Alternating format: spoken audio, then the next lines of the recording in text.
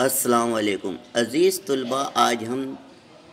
जमात चहारुम की 15वीं नज़्म ज़रा आसमां का समा देखिए तरन्नुम से पढ़ने जा रहे हैं, लिहाजा आप बगौर समाअत करेंगे।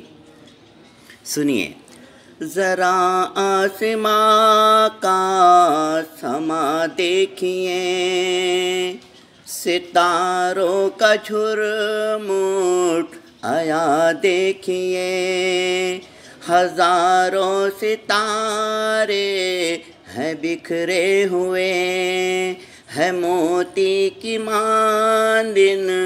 निखरे हुए, न जाने फलक पर है रोशन चराग के आरास्ता ये फूलों का बाग, चमकते ये झिलमिलाते हैं ये, हमें देख कर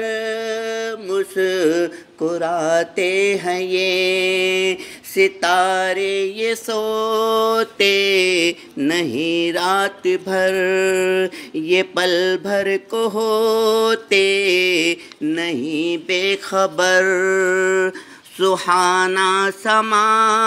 मुझको भाता है ये, उन्हें देख कर दिल में आता है ये, किसी दिन बड़ा जब मैं हो जाऊंगा तो मैं भी चमक अपनी दिखलाऊंगा।